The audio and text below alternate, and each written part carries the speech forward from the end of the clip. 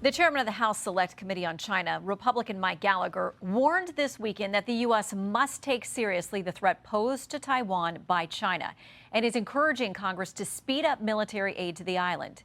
Joining me now, Maryland Democratic Senator Ben Cardin. He sits on the Senate Foreign Relations Committee, among others. Senator Cardin, welcome back to Fox News Sunday. Shannon, it's good to be with you. Okay, so let's start with China. There's this conversation about not making the mistakes of Ukraine of pre-equipping people before an invasion, that we need to do better with getting military equipment to Taiwan. But here's what House Foreign Affairs Chairman Mike McCaul told our Aisha Hasni just days ago. Do you think we are prepared were this to happen in the next 5 years? You know, I signed off on all foreign military weapon sales. I can tell you we have a problem with our defense industrial base. These weapons I've signed off on to Taiwan, 22 weapon sales, I signed off 3 years ago, and they've yet to go into country. Senator, 3 years ago, and now it looks like another round of provocation from China this morning. What more can lawmakers do, if anything, to speed up these deliveries? Well, I think we need to do that. We got to give Taiwan the ability to defend themselves.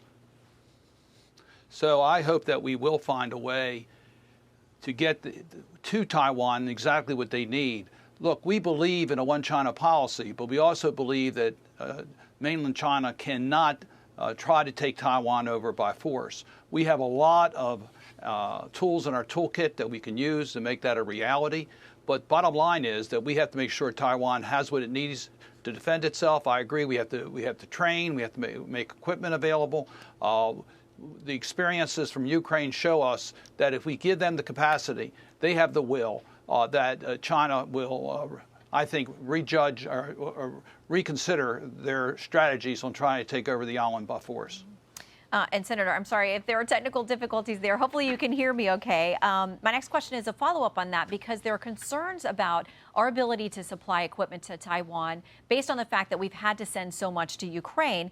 A report to Congress late last year that came to you says this: the diversion of existing stocks of weapons and munitions to Ukraine has exacerbated a sizable backlog in the delivery of weapons already approved for sale to Taiwan, undermining the island's readiness. So there are also warnings that other key military inventories here in the U.S. could take years to backfill. How do we manage these competing obligations, knowing that China probably senses that deficit there, and there could be other conflicts to arise around the world? I think the first thing we need to do is to pass a budget for the next fiscal year and do a bipartisan budget that's strong on our national defense, that replenishes our supply chain so that we have the military equipment we need to take care of our own internal security issues, as well as help the Ukrainians and the Taiwanese deal with their security commitments. That means let's put aside the politics of this debt ceiling. Let's increase it to where it needs to be. Let's get together and negotiate a budget that's strong on our national defense, because we do have commitments around the world for our national security. And the best thing we can do is get a budget approved in an orderly process and not threaten the full faith and credit of the United States. Yeah, and to that point, since you sit on the Finance Committee and you mentioned the debt ceiling, are you concerned that there are zero negotiations going on? I mean, Senator Joe Manchin, one of your Democratic colleagues, was here last week. He's called out the president and says he's got to step up to the plate and get everybody to the table. This no negotiating tack is going to take us to the cliff again.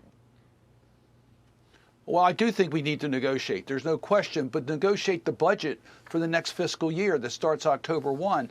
We shouldn't negotiate whether we're going to pay our bills for what we've already committed and spent. That's what the debt ceiling is about. We've increased it in the past without any of this debate and drama. Let's get the debt ceiling extended, and then sit down before October 1, negotiate a budget, which will not be the president's budget. It won't be the Republicans' budget. It won't be the Senate budget. It'll be a budget that's negotiated between the House and Senate, the Congress and administration. That's what we need to do. That's how Congress works best. But don't do it on the debt ceiling. The debt ceiling is the full faith and credit of the United States. That should be beyond any question. Yeah, I'm not sure that it is for House Republicans, especially for the deal that was made to get Kevin McCarthy to the speakership. It's going to be a complex situation.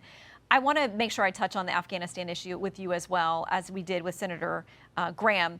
Here is what NSC spokesman John Kirby said when this was rolled out. It sounded like a lot of this report was laying the blame at the previous administration. And here's his characterization of how it played out. And so for all this talk of chaos, I just didn't see it, not from my perch. Okay, he didn't see chaos, but this is what Americans saw. People hanging onto planes as they were taking off, people swarming the airport, people handing over children and babies to our Marines there, a bombing that killed 13 service members, left many more with severe injuries. There are thousands of people still in that country we had promised to get out. And I know of personally the case of at least one American still trying to get out. How do you characterize this withdrawal? Yeah, Shannon and I also worked to get Americans out during that period of time. It was a real challenge. But make no mistake about it, the Biden administration had very bad options. The decision to withdraw from Afghanistan was made by the Trump administration.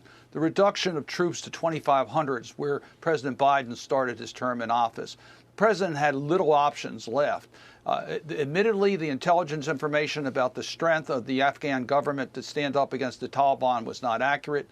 The Taliban took over much quicker than anyone had anticipated. But President Biden had basically one of two choices. Was he going to get out of Afghanistan or put more troops into Afghanistan with no end in sight? And they were not good options. And I think he, based upon the intelligence he had, made what he thought was the best judgment. Did it present real challenges for Americans and others getting out of Afghanistan? You bet it did. Well, how about this issue of, abandoning Bagram Air Base? Our allies who were so furious that they actually, the UK called that emergency session and blasted us in Parliament. Allies who said they weren't coordinated with or informed about what was going to happen. I think most Americans agree that it was time to go, but the way in which it happened leaves a lot to be desired, especially for these families who lost people and still deserve answers about what happened. Well, when you have a limited number of troops there, 2,500 is what we were down to, and then we were withdrawing from there, and you had circumstances that were not anticipated by the intelligence reports that were given, it doesn't give you a lot of good options. I hope we can learn from this experience.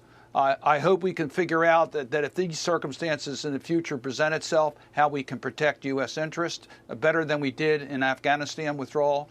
But quite frankly, I think the major mistake was made in negotiating directly with the Taliban, not involving the Afghan government, unilaterally withdrawing our troops to a level that did not give us the ability to be able to protect U.S. interests moving forward. I want to ask you about the Middle East tensions there this week.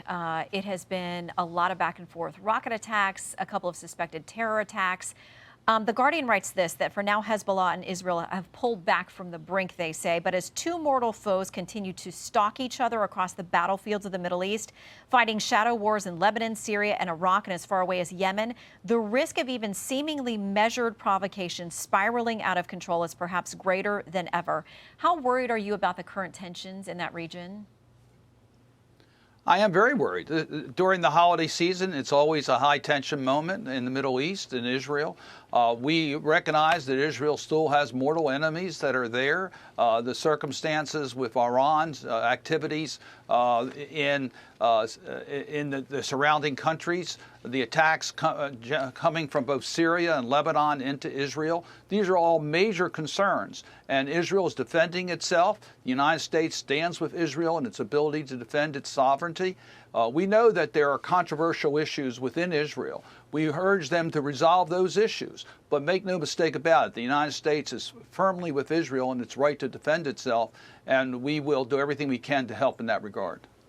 Senator Cardin, thank you for being a trooper through some technical issues this morning. We appreciate your time and wish you a blessed Passover. Thank you, Senator. Well, thank you, and a happy Easter to you. It's always good to be on your show, Shannon. Thank you. Come back soon.